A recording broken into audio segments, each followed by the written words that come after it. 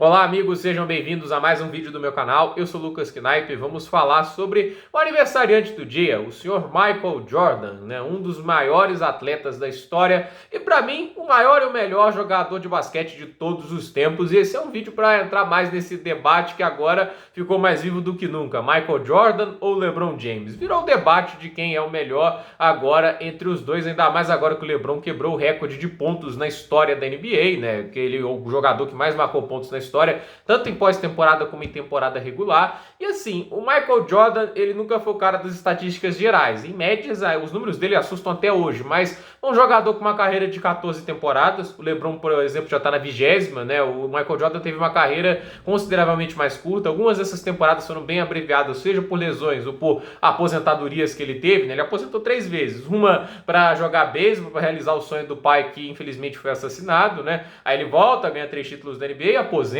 de novo e volta ali alguns anos depois no Washington Wizards, onde fica 2 temporadas. Tem gente que acha que isso foi um delírio coletivo, que pessoas não sabem que o Michael Jordan já jogou pelo Washington Wizards, mas fato é que o Michael Jordan, ele é um cara que ele tem um impacto muito grande na história do basquete e também na popularização da NBA, né? Eu acredito que o que torna ele muito grande é o fato de que os anos 80 e 90 foi uma era de ouro para a história da NBA, né? Porque tantos jogadores lendários, tantos halls da fama, não à toa a gente teve a composição do Dream Team naquela época, né? Eu acho que o Dream Team é uma coisa incrível, não é só pelos jogadores que se tinham lá, porque ele pegou o melhor da década de 80 e 90. O Dream Team, para quem não lembra, foi a seleção dos Estados Unidos na Olimpíadas de 92, se não me falha a memória, em Barcelona, né? E a gente teve lendas como o Larry Bird, né, que era da década de 80, Magic Johnson também. Inclusive, Magic Johnson já havia até se aposentado, né, depois que ele teve o teste positivo para HIV, né, e ele voltou para jogar no Dream Team, né. E a gente tinha jogadores da década de 90, David Robson, Hakeem Olajuwon. O Michael Jordan, ele é meio 80 e meio 90, né, a maior parte da carreira dele é nos anos 90, né. Mas já lá, Scottie Pippen, Karl Malone, John Stockton, muitos jogadores lendários, né, pra gente ficar aqui lembrando, a gente pode comentar muito sobre eles, né. Eu acho que coisas que tornam para mim o Jordan melhor e maior que o LeBron James são alguns aspectos na carreira dele, por exemplo, de um cara que quase sempre foi o líder de pontos da NBA, né? O Michael Jordan tem esse negócio, porque das 14 temporadas, 9 ele liderou a liga em média de pontos por jogo, e as que não liderou tem contextos que colocam ele fora dessa liderança. Talvez a única que ele não liderou em condições normais foi 85, né? 2002, 2003 ele também estava em condições normais, mas aí já era questão da idade, né? Mas em 85 e 84, né, era a temporada de calouro, mesmo assim 28,2 pontos por jogo, que é insano para um calouro. Na temporada 86, que ele não liderou, ele estava lesionado, né? Ele só teve 18 jogos dos 82 de temporada regular naquela temporada, só 7 como titular, e fez apenas míseros 22,7 pontos por jogo. Tanto é que na temporada seguinte ele teve o recorde da carreira dele, 37,1 pontos por jogo de média, que é uma coisa insana, né?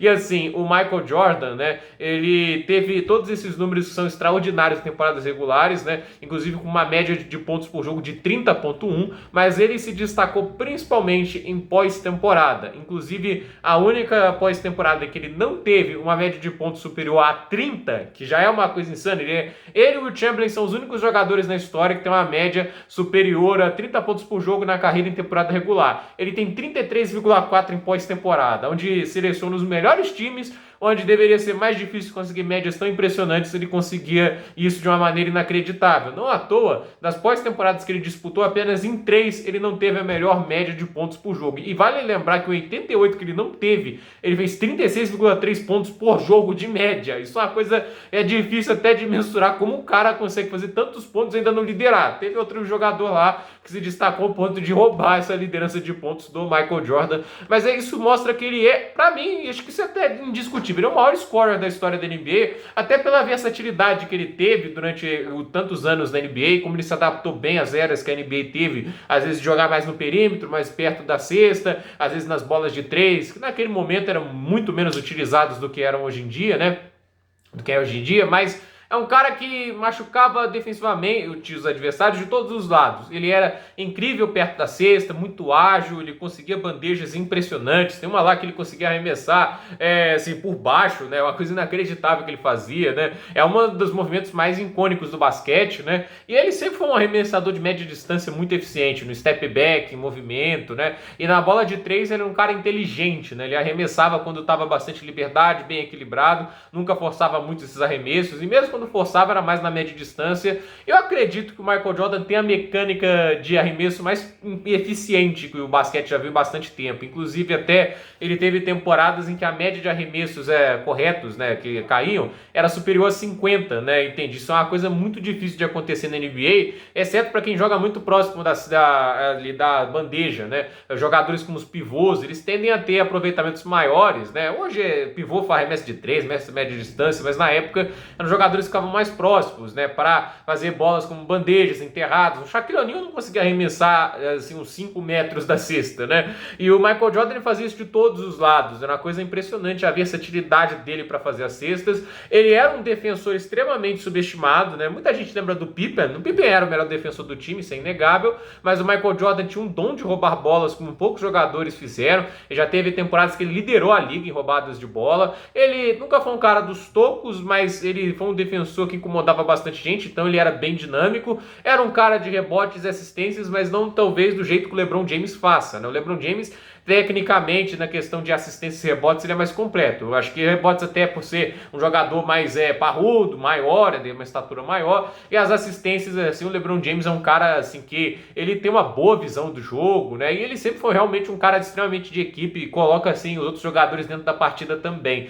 Então, nesse aspecto, o LeBron James pode até ser considerado melhor que o Michael Jordan, mas eu acredito pelo fato que o Jordan crescia muito em momentos decisivos, isso contribui para a mística dele. Inclusive, o título de 98, o último do Chicago Bulls e o último dele, o jogo 6, né, que é onde é decidido tudo, o Utah Jazz estava melhor quase o jogo inteiro, e ele vai lá, ele é o ponto de desequilíbrio daquela partida, e ele, a 10 segundos do final do jogo, acerta um arremesso com uma naturalidade impressionante, não sentia pressão naqueles momentos, né, e ele colocou em desespero o time adversário, que parecia estar com o jogo controlado, e naquela sexta acabou que o Michael Jordan deu a vitória para o Chicago Bulls. O Stockton, que sempre foi um dos jogadores mais cerebrais da liga, né, no basquete, na vida real isso é outro assunto, mas ele foi lá e tentou um arremesso desesperado de 3 pontos que não deu certo, entende? A questão é, o Michael Jordan, ele é esse cara que nos momentos mais difíceis ele aparecia com muita maestria, ele crescia nesses grandes momentos, né, e é um cara que, assim, era um grande líder, uma postura exemplar dentro de quadro e fora, né,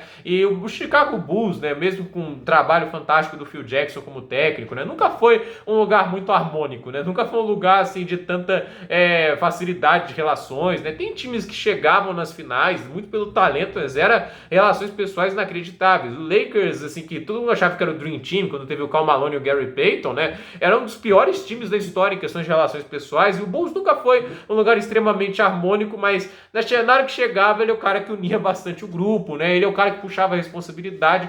Isso foi bastante importante, né? A gente sabe que o Bulls sempre teve esses problemas, né? Por trás dos bastidores, sempre foi um time que teve lá, assim, coisas que acabaram vindo muito à tona agora no Last Dance, sabe? Também muito inflados pelo saudosismo, né? De toda uma produção televisiva, mas de qualquer maneira, né? O Michael, ele não é o cara dos recordes gerais, né? Não vai estar lá assim, ele é o quarto maior pontuador acho que da história do basquete, com seus 32 mil pontos, né? Ele tem seus números de respeito, mas ele é o cara dos momentos decisivos e ele é o cara, assim, que fez o basquete arte durante muito tempo, né? E numa época, né, de lendas, né?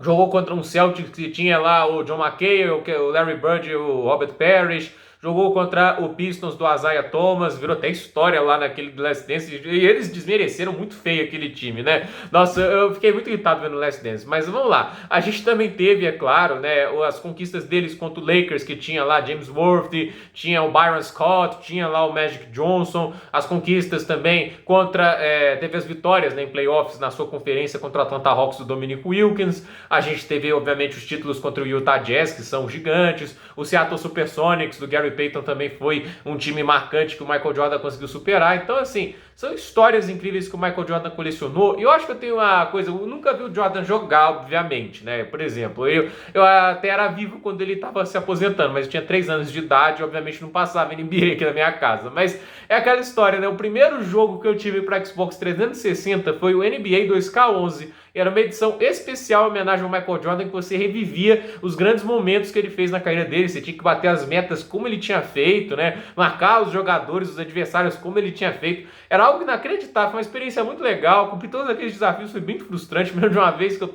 consegui todos os objetivos contra, acho que o Seattle Supersonics, né? Cara, eu era péssimo jogando lance livre, errei uns 10 lance livres daquele jogo. Então, na hora que eu fiz uma bola de 3, quase no meio da quadra, sofri a falta e errei o lance livre. A minha chance de fazer uma jogada de 4 pontos, eu errei, né? Mas eu me lembro que eu levei uma cesta de 3 no último segundo, eu desliguei a TV, o console e a TV de raiva, né? Porque perder o jogo no FD Buzzer é a sensação mais frustrante que existe. Ganhar um no FD Buzzer é legal, mas perder, nossa, aí não dá, né? O fato é que, assim, aquele modo, assim, me deu assim, as frustrações, me deu as raivas, mas me deu muitas alegrias. Foi legal reviver todo aquele período ali do Michael Jordan, né?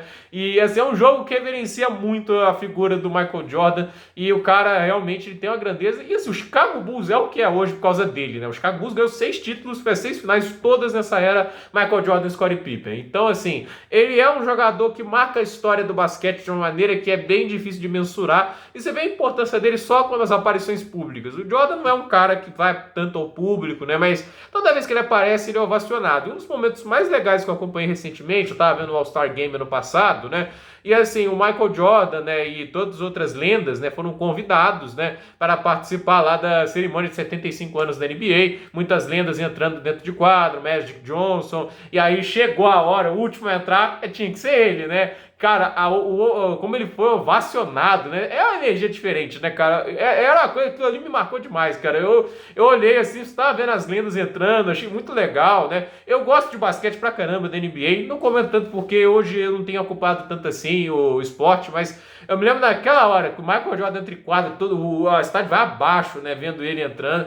E você vê a importância, o tamanho do cara nesses momentos, né? Eu acho que assim, tudo que ele conseguiu fazer, a história dele em pós-temporada, né? A quantidade de vezes que ele liderou a liga em pontos, né? E a importância dele nos momentos mais difíceis, né? E o espírito de liderança dele fazem dele a lenda gigantesca que é. Então, assim, o Michael Jordan é um jogador, assim, que todo mundo tem meio que a obrigação de conhecer um pouco a história dele, né? É meio chato você debater basquete com o pessoal de hoje, né? Porque a maioria não viu o Jordan jogar, não entende o que ele representa para a história do basquete da NBA, né? Meio que desmerece, trata como se fosse diferente, como se o basquete de antes fosse menos qualificado, que é muito errado. O basquete na década de 80 e 90 já era de um nível de uma excelência incrível dentro da NBA. Eu acho, inclusive, que os Estados Unidos, nessa questão do basquete, né, quase sempre o nível foi muito alto na NBA. Eu acho que ele foi mudando o jeito de se jogar. Hoje é mais arremessos de 3 pontos, né, mas a eficiência do jogo, né, as questões táticas sempre foram algo incríveis naquela época já e ainda são até hoje. Então, assim, esse é meu vídeo de homenagem ao aniversariante do dia, que ainda é pra mim o maior jogador de basquete de todos os tempos. Se vocês discordem respeitosamente aí nos comentários. Gostaria de ouvir a opinião de vocês. E, é claro, um feliz aniversário para Michael Jordan e agradecendo, é claro, tudo que ele fez para a história do esporte. Por esse vídeo é isso, gente. Dúvida nos comentários, deixe seu like, se inscreva no canal, compartilhe esse vídeo e até o próximo vídeo.